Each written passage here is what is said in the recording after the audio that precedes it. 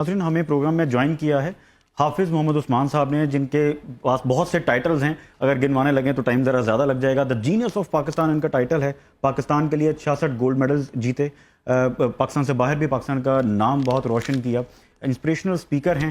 خصوصی طور پر آج چونکہ 23 مارچ ہے، اس حوالے سے بھی، یوم پاکستان کے حوالے سے بھی ان سے گفتگو کرنی ہے۔ سب سے پہلے تو آپ صاحب السلام علیکم۔ وعلیکم السلام۔ 23 مارچ 1940 منظر کشی کیسے کریں گے؟ بسم اللہ الرحمن الرحیم۔ رب اشرح لی صدری ویسر لی امری واحلل عقدۃ من لسانی یفقہوا قولی۔ رب زدنی علما رب زدنی علما رب زدنی علما۔ بہت شکریہ رضوان صاحب آپ کا اس پروگرام میں مدعو کرنے کا، اور سب سے پہلے تمام امت مسلمہ کو رمضان المبارک کی خاص مبارکباد پیش کرتا ہوں۔ اس کے بعد آپ نے 23 مارچ کا ذکر کیا، 1940 کا، تو ایک کہانی سناتا ہوں آپ کو کہ ایک ایسا شخص جو مستری ہے اور اس کے 2 بیٹے ہیں، اور وہ روزانہ گھر سے نکلتے ہیں کہ جنہوں نے روزانہ کی بنیاد پر ہی اپنی آمدن لینی ہے۔ وہ باپ مستری کا کام کرتا ہے، بیٹے مزدوری کرتے ہیں، سارا دن اینٹیں ڈھوتے ہیں، صحیح، صبح سے لے کر غروب آفتاب تک محنت کرتے ہیں، تو اس میں کچھ حصہ ان کو ملتا ہے جس سے ان کا گھر چلتا ہے۔ ٹھیک ہے۔ لیکن 23 مارچ کو وہ اپنی دیہڑی چھوڑ رہے ہیں، کیونکہ اس وقت وہ جا رہے ہیں منٹو پارک کی جانب۔ وجہ کیا ہے؟ ذہن میں کچھ ایسے سہانے خواب ہیں، اور یہ جانتے ہیں کہ وہاں پر ایک ایسا شخص آ رہا ہے کہ جس کی انگریزی تو دور، ہمیں تو اردو بھی شاید سمجھ نہ آئے، لیکن اتنا معلوم ہے کہ وہ سچ بول رہا ہے۔ ہم اس کو سننے جا رہے ہیں، واہ، ہم اس کے ہاتھ پر ایک حلف لینے جا رہے ہیں، اور میں تو اس کو قرارداد پاکستان نہیں کہتا، میں اسے بیت پاکستان کہتا ہوں۔ واہ واہ، کیا بات۔ کیونکہ وہ لوگ اس دن بیت کرنے جا رہے تھے۔ قراردادیں تو ہم ہر روز پاس کرتے ہیں، ہر روز ہماری اسمبلیز میں بھی، ہمارے مختلف فارمز پہ قرارداد منظور ہوتی ہے، لیکن جو بیت ہوتی ہے نا، اس کے پیچھے آپ اپنا وجود دیتے ہیں، اس کے پیچھے آپ اپنے آپ کو کہیں نہ کہیں کسی نہ کسی حوالے سے فنا کر رہے ہوتے ہیں۔ بالکل ٹھیک ہے۔ یہ ایک گھر کی کہانی نہیں تھی۔ اگر آپ 1940 کے اس منظر میں چلے جائیں تو بے شمار لوگ اپنی آنکھوں میں وہی خواب سجائے وہاں پہنچے، جس کی اس ملک کے لیے کہ جس کی تعمیری شکل ابھی موجود نہیں ہے۔ بالکل ٹھیک ہے۔ اور جہاں وہ پہنچتے ہیں وہاں پر جب ایک ابھی وہ ایسا صرف ایک شخص، خواب ہے۔ ابھی تو وہ ایک خواب ہے، بالکل ایسا، اور وہ خواب بھی اس لیے یقین ہے کہ وہ دیکھا کس نے، یہ دیکھنا ہوگا کہ اگلے بندے کی کریڈیبلٹی کیا ہے۔ بالکل ٹھیک۔ دیکھنے والا قلندر وقت علامہ محمد اقبال الحمدللہ، اور اس کو عملی جامہ پہنانے کے لیے وہ شخص کہ جس کو دنیاوی طور پر تو آپ کہہ سکتے ہیں کہ کیسا کلین شیو آدمی ہے، لیکن وہ شخص جو منظور نظر ہو سرکار دو عالم صلی اللہ تعالیٰ علیہ وآلہ وسلم کا، اور آپ فرمائیں کہ یہ میرا مجاہد ہے، اور 1935 میں آپ ان کو وہ فائل بھی دے دیں کہ mister Jinnah you are urgently required by the Muslims of the subcontinent to form a nation, so go back to India and lead the freedom movement of Pakistan, don't worry I M with you. سبحان۔ تو اس خواب کو عملی جامہ پہنانے کے لیے I always used to say کہ جہاں پر 2 غیر معمولی وجود مل کر ایک غیر معمولی تخلیق کی طرف بڑھتے ہیں، تو وہاں پر یہ 23 مارچ کا جو دن ہے، یہ ایسا ہی ہے کہ جس میں جب وہ حلف ہوا، جہاں پر لاکھوں کا مجمع ہے، اور آپ یقین کیجئے کہ ماڑے لوگ، وہ والے کہ جو اپنی دیہڑی چھوڑ کر بھی آئے تھے، اس میں سے آدھے تو ان کی زیارت بھی نہیں کر سکے، لیکن واپسی پر جاتے ہوئے جب لوگوں نے پوچھا کہ کچھ سمجھ آیا کہ انہوں نے کیا کہا، تو کچھ ایسے لوگ بھی تو جو کہنے لگے کہ اتنا سمجھ آیا کہ جو کہا سچ کہا، وہ جس طرف کہے گا تو یک زبان اور یک جان ہو کر چل پڑیں گے، کیونکہ ہمیں معلوم ہے کہ اللہ پاک کا بھیجا ہوا ایک ایسا ولی خدا ہے کہ جو اس وقت ہمیں اس طرف لے کر جا رہا ہے کہ غلامی کی زنجیروں سے آزادی بھی ہمیں دلوائے گا۔ اور جہاں پر قربانیوں کی بات آتی ہے، اب یقین کیجئے کہ کتب کا مطالعہ کرنا، اور خاص طور پر ان لوگوں سے ملنا کہ جو اس ماحول کا حصہ تھے، اس تحریک میں رہے، ان لوگوں سے جب آپ ملتے ہیں، اور الحمدللہ میں خوش بخت ہوں کہ ایسے بہت سارے لوگوں سے ملاقات بھی اور ان کو سمجھنے کا بھی موقع ملا، یقین کیجئے کہ دل دہل جاتے ہیں۔ یہ ایسے ہی ملک نہیں مل گیا، یہ جو ہماری نوجوان نسل ہے، جس میں میرا بھی شمار ہے، ہم تو رب پاک کا 24 گھنٹے اگر سجدہ ادا کریں نا کہ یا اللہ پاک تو نے ایک تو سرکار دو عالم صلی اللہ تعالیٰ علیہ وآلہ وسلم کا امتی بنایا، اور اس کے بعد اس مدینہ ثانی میں پیدا کر دیا، کہ جس کے لیے میں تو ہمیشہ اس کو معجزہ کہا کرتا ہوں۔ تو اس ملک میں پیدا کر دینا کوئی، یا اس ملک میں پیدا ہو جانا، پاکستان میں پیدا ہونا تو ثواب کا درجے کے اوپر ہے، اور اس کے بہت سارے منطقی دلائل بھی موجود ہیں۔ تو میں اس لیے 23 مارچ کو اس کی بنیاد سمجھتا ہوں۔ اس دن جو بیعت ہوئی، وہ آگے بڑھتے بڑھتے پھر مملکت خداداد کی صورت میں وہ ہندوستان کا سینہ چیر کر نقشے کے اوپر پھر پاکستان۔ بالکل، آپ اپنی ڈفرنٹ آپ کی ویڈیوز ہیں جس میں آپ کہتے ہیں کہ پاکستان ایک معجزہ ہے، پاکستان کا بننا یہ معجزہ کس حوالے سے کہتے ہیں، اس کو کچھ بیان کیجیے۔ اس کے منطقی دلائل بھی موجود اچھا، ہیں، میں اس میں سے چند ایک آپ کے سامنے رکھتا ہوں۔ الحمدللہ 27 رمضان المبارک کو پاکستان معرض وجود میں آیا کہ جو قرآن مجید فرقان حمید کے نزول قرآن کی رات ہے، جو وہ رات ہے، یہ اسلام کے نام پر بنا، ٹھیک ہے، یہ لا الہ الا اللہ کے نعرے پر بنا۔ آپ غور کیجئے، اگر آپ علم الاعداد میں آتے ہیں تو لفظ اللہ 92، لفظ محمد 92، سبحان اللہ، لفظ پاکستان 92۔ آپ دیکھیے کہ 13 اگست 1947 کو ہندوستان بھی موجود تھا، افغانستان بھی تھا۔ ہندوستان کا کوڈ تھا 0091، افغانستان تھا 0093، خالی کیا رہا 0092۔ واہ، اللہ پاک نے یہ ہندسہ بھی محفوظ رکھا 1947۔ پاکستان بنتا ہے، پھر آپ اس کے بعد ذرا لغت میں آ جائیے، دو الفاظ ہیں مدینہ طیبہ، مدینہ رہنے کی جگہ، طیبہ پاک صاف۔ پاکستان فارسی زبان کا لفظ ہے، پاک صاف، استان رہنے کی جگہ۔ واہ، پاکستان کو عربی میں لکھیں تو لکھا جاتا ہے مدینہ طیبہ، مدینہ طیبہ کو فارسی میں لکھیں تو لکھا جاتا ہے پاکستان۔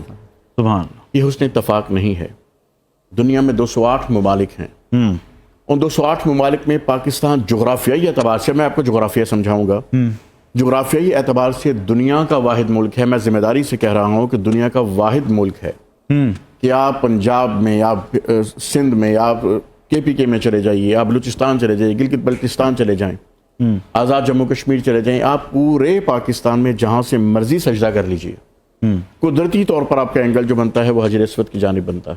سبحان اللہ، 207 ممالک کو اللہ پاک نے یہ شرف نہیں بخشا، پورے پاکستان سے جہاں سے مرضی۔ واہ، اس کے بعد آپ مزید دیکھیے کہ کبھی نقشے پہ غور کیجئے، یہ محمد لکھا ہوا ہے، سبحان اللہ، یہ اللہ پاک کا واضح اشارہ ہے کہ یہ اللہ کا دیا ہوا ایک تحفہ جس میں نظام محمد صلی اللہ تعالیٰ علیہ وآلہ وسلم چلے گا۔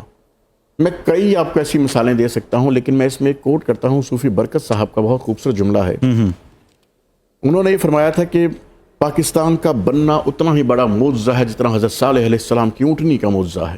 سبحان، اس قوم نے اس تحفے کی عزت نہیں کی تو ذلیل و رسوا ہوئی، ہم اس تحفے کی بے توقیری کر کے رسوا ہو رہے ہیں۔ اللہ، یہی وجہ ہے کہ بابا اشفاق احمد رحمۃ اللہ علیہ نے بڑی خوبصورت بات فرمائی تھی۔ بابا جی کہتے ہیں کہ پاکستان جو ہے، اس میں ہر وہ شخص بے سکون رہے گا جسے اسلام یا پاکستان سے ذرا سی بھی نفرت ہوگی۔ اللہ، آپ کبھی مضطرب لوگوں کو دیکھیے نا، آپ کو ٹی وی اسکرین پر بہت مل جاتے ہیں، کہیں نہ کہیں آپ کو لگتا نہیں کہ یہ جو پریشان ہیں، یہ مضطرب ہیں، ان کے اندر ایک بے چینی ہے، دل سے پاکستان سے محبت نہیں کرتے۔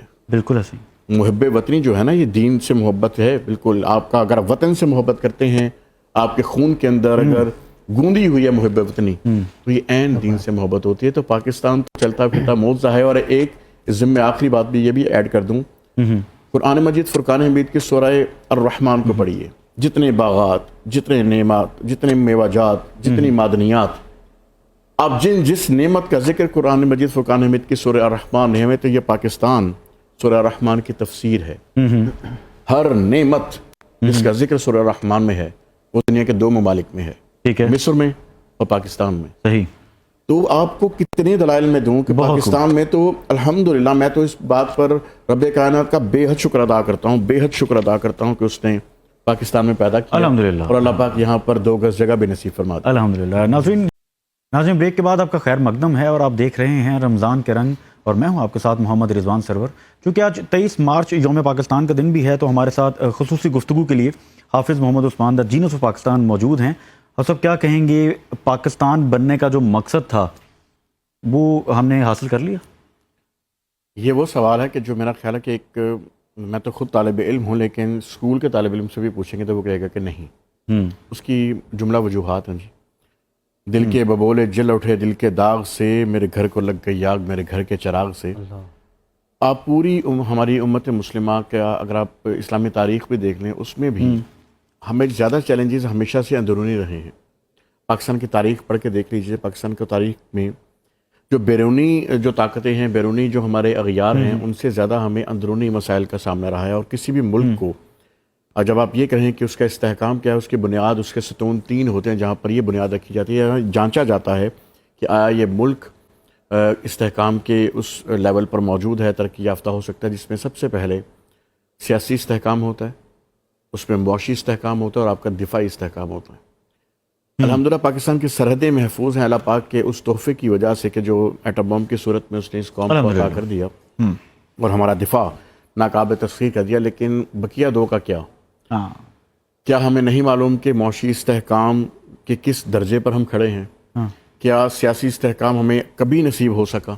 تو یہ وہ چیزیں ہیں کہ جس نے ہمارے ملک میں اتنی وہ ایک گو مگو کی کیفیت پیدا کر دی ہے کہ ہماری آج نوجوان نسل دیکھ لیجئے. میں آپ کو صرف اگر 10-11 مہینے کے سٹیٹس بھی آپ صرف اٹھا کے دیکھ لیں, 8 لاکھ سے زائد وہ نوجوان جس کو میں برین ڈرین کہتا ہوں کہ جو برینز تھے, لیبر کی بات نہیں کر رہا, وہ لوگ جو منیمم گریجویٹس تھے اس ملک کو چھوڑ کے چلے گئے.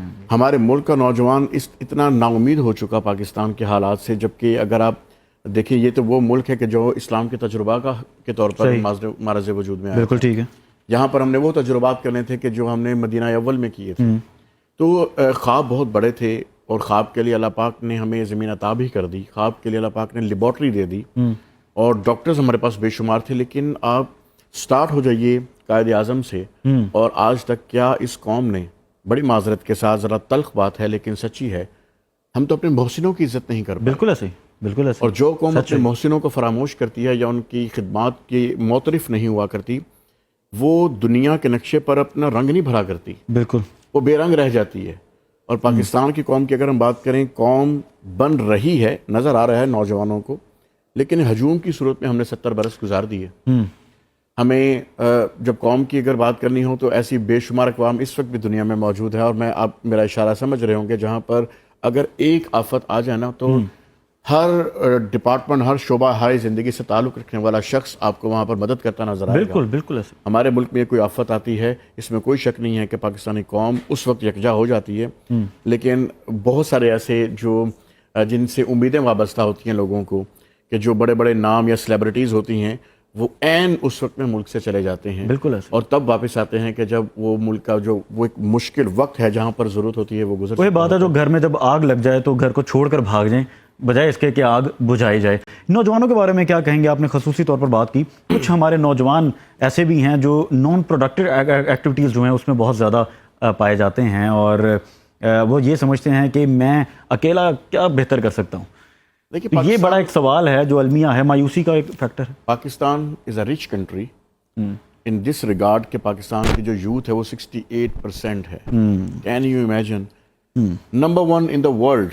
ٹھیک ہے. آپ 33% نوجوان نسل کے ساتھ آپ کسی ملک کو ترقی پذیر سے ترقی یافتہ بنا سکتے ہیں. یہاں پر 33 کو ملٹی پلائی اگر 2 سے بھی کر دیں تو 66 بنتا ہے, ہم اس سے بھی زیادہ ہیں.